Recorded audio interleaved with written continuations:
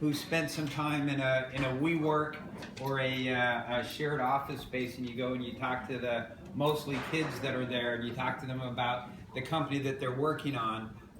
One of the really surprising things is how often they talk about that they're working on this company, but they're also working at that company, and they're also working part-time here. And there's really a shift going on in terms of, we all grew up, or certainly everybody I grew up with the idea that you're going to grow up, you're going to go to college, and you're going to have a job.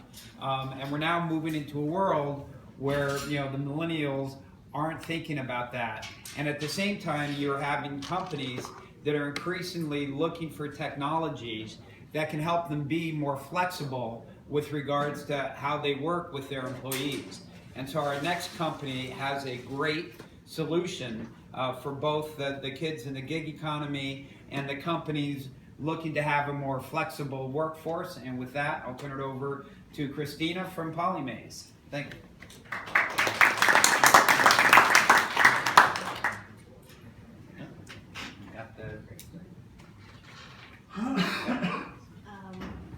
So hopefully I won't need the mic, but just let me know. Oh, maybe I don't. No, I need this certainly.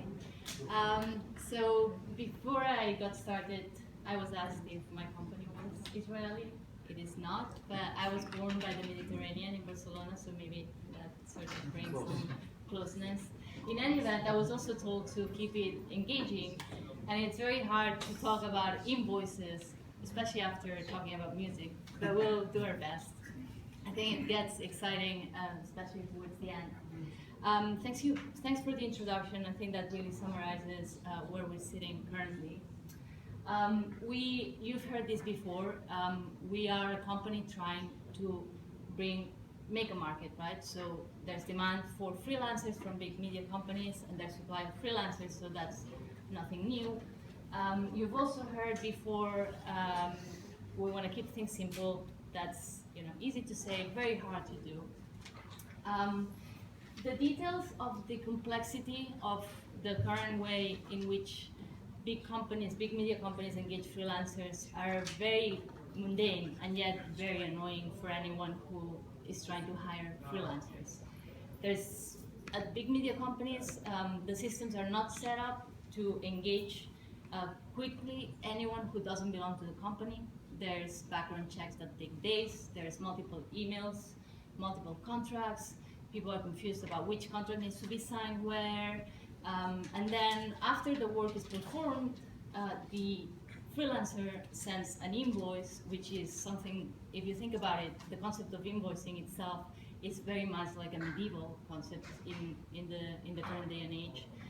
They send an invoice, and then someone has to approve it. Someone doesn't know who is that person that needs to approve the invoice. Eventually it gets approved, and then the freelancer waits maybe 3 months to get paid $200. And this is not something that happens once. It happens often, recurrently, and people are trying to look for a solution. We came up with something very, very simple. We call it Polymaze. We basically are trying to bring together everyone into one platform where all the paperwork is clearly stated. You only onboard once the freelancer, you only onboard once the company, and then everything is centralized. Just very, very, no rocket science at all. This is what's happening today. There's a lot of data here, all pretty bad news for freelancers. Many of them don't get paid. Many of them accept lower payment for projects. Many of them have to wait several days, months, even years to actually see the money for their project come through. But what's even worse than payment problems is what comes with the way they engage. And having here many lawyers and legally savvy people, it does happen that many times freelancers have terms on an email, have terms on the phone, they don't sign anything, and then eventually when things don't go the way they should have gone, they don't have anything to protect them. So the problem is clear now. You might think, what's the market for a solution like this?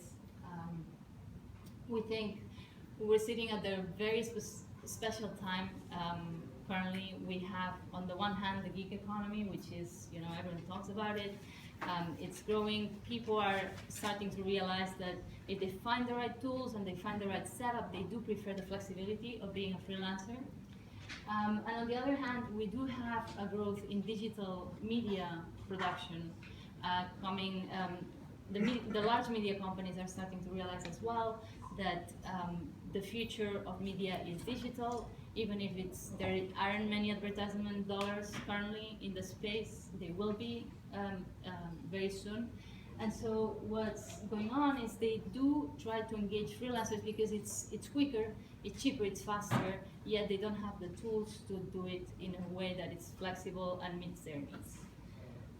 So here we have some data on what the market could look like. If you look at media-specific creatives, as is a small market, but we feel we could own quite a big chunk of that market.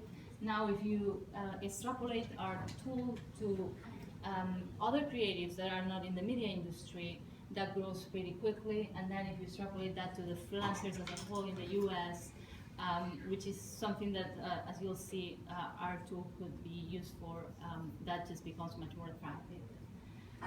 Here's just some data again on how advertisers think that the digital media production will become very, very important in the future, and how the US workforce keeps becoming more and more freelancer based.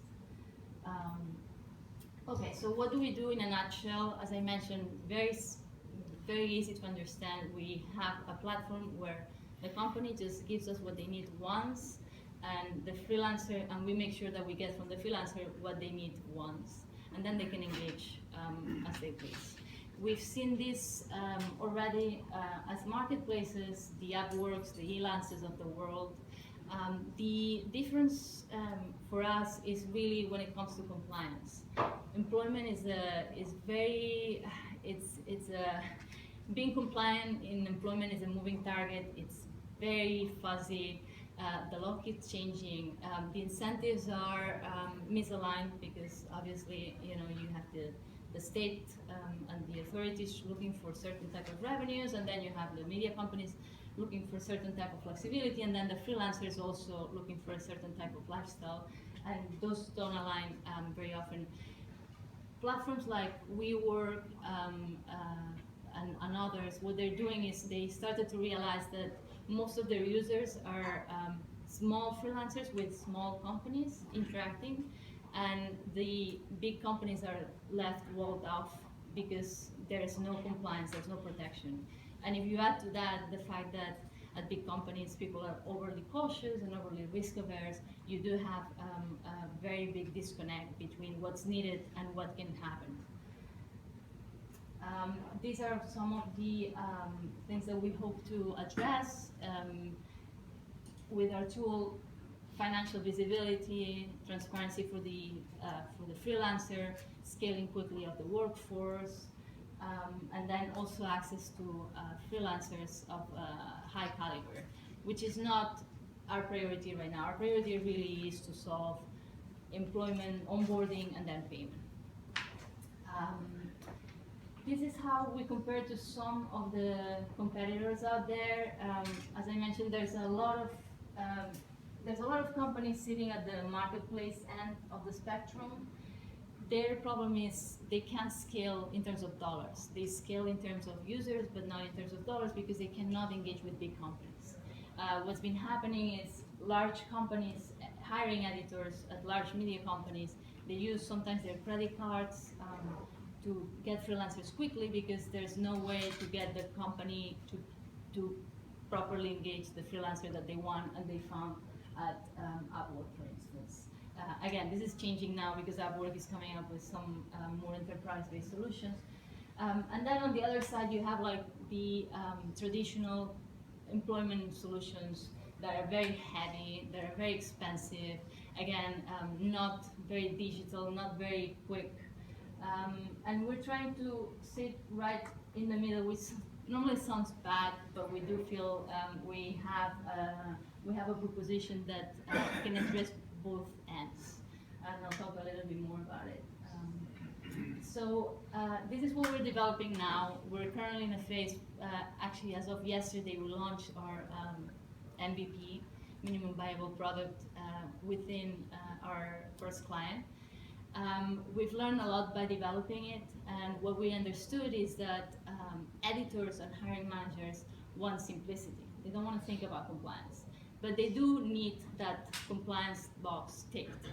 And so what we're focusing on next is we're building a tool that will allow any hiring manager at a big corporation to engage anyone they want with a click of a button, and just trust that everything else is taken care of in the background. When I said invoices are boring, I do strongly feel invoices are boring. In fact, we're trying to get rid of that concept altogether.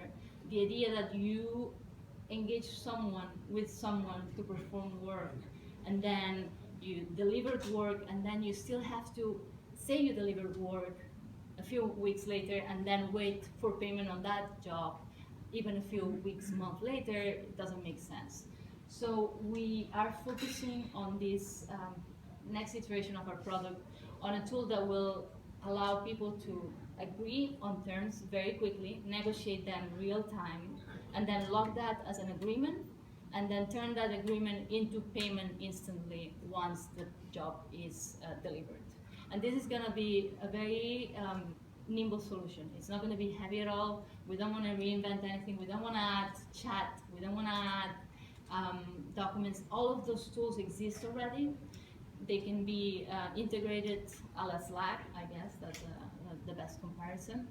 And we do really feel there's nothing out there that allows for this very simple transaction, which we're starting with in the media industry, but we're hoping to eventually let people use it in other industries if they please. This is a bit of a timeline for us. A lot of stuff in this slide, but just to bring it to the ground, like we released our enterprise solution yesterday. We are already designing and developing the mobile app, and what's going to happen is we're shifting towards trying to target users within the media companies. So again, I don't like comparisons, but with other companies, especially successful ones, because yes, who wouldn't like to compare himself to a successful company? But Slack has gotten into the enterprise world from the bottom up, just getting users engaged. And we do feel the secret here is also to engage users within the media companies in a way, just treat them like consumers, really, and just give them what they need, and then take care of everything else. So here's the iOS development that we're hoping to release early in Q4. And this is our team. We are a bit of a mix and match, but we touch many different industries, and more necessarily we touch everything that we think is necessary to build our tool. We have our engineering head had worked at Elance for 7 years, so he has experience in that. Kirsten here is our finance lead. She has experience with POs in accounting. And then we are very lucky to have Isaac Lee. Isaac Lee, my Spanish. He is the Chief News, Entertainment and Digital Officer at Univision, and he's been a very big proponent of rolling out this product within Univision as soon as possible. He feels the pain. He's an editor. He's what we would call a front office person in media, and he understands that it's necessary. And this was us. You know, we're a team passionate about just bringing something very simple to fruition, solving a problem that's been out there for years and that should not exist. We have a media background, and we thought this is the perfect time and place to start it here. So, thank you. It's terrific. You know, obviously, anytime you create a marketplace, right? You have that catch-22 of you know, for you can't get the employees to sign up till you have the employers. You can't get the employers till you have the employees. So how are you going about kind of solving that issue? Yes, very good question. So what we're doing is, initially, many of the marketplaces are in a place where, in order to fund the job, you have to use your credit card, what I mentioned, right? We're gonna start with the app. In that respect, we're gonna start there. So we're gonna let anyone sign up, because what's happening is what we currently have is a product that differentiates media company users from freelancers, and follows that break, which in fact the future is not going to be like that, right? Like, you're going to be a media company one day, and then the next day you might be like freelancing for another big media company. And so that fluidity is what we're trying to capture with the next iteration, where you're just a user and you can work or you can hire. And then you can start work, and yes, maybe the first day you'll struggle and you'll use your credit card. If enough people at your company, if enough people at Disney are using their credit cards and using Polymaze to pay and engage freelancers, at some point people are going to start gathering together, and we're making it very easy to bring in funding sources, that we call. So basically, you could be a user that eventually attaches yourself to a funding source.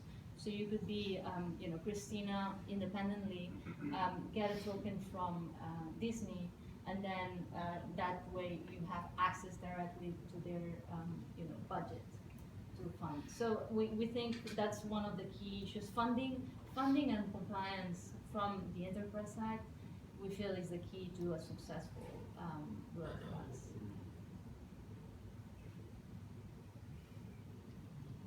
Anybody else? Once, I know you mentioned Univision's a customer now. Mm-hmm. So what kind of jobs? How many jobs do you think how are they gonna roll it out? What's that gonna look like? Well, I hope many. We'll see. I mean, certainly for all the digital space, where they've become very nervous about compliance, because what's happening is editors move very quickly. They need jobs. So imagine they want to put out a campaign for tomorrow. They need 4 freelancers for tomorrow. They're going to pay $100 here and there. They've been sort of doing it on their way. And so for everything that's digital, they're desperate for us to roll out on their teams. Now, in terms of freelancers, we're hoping very soon to have 2,000 freelancers. That doesn't mean that they're using it daily, right? The dollar amount is going to keep increasing for these projects. We see it increase, but it's low compared to large TV. But then again, we don't have to do that. It's scalable in the sense that they can just put volume through our platform. And what's the business model? So the business model, we're in trial period. We don't have revenues right now, but we're considering many different avenues. One is to have it free for the users, for the what we call the individual users, and then charge per team users when they engage with a larger entity. We're also thinking that we can collect data on the use of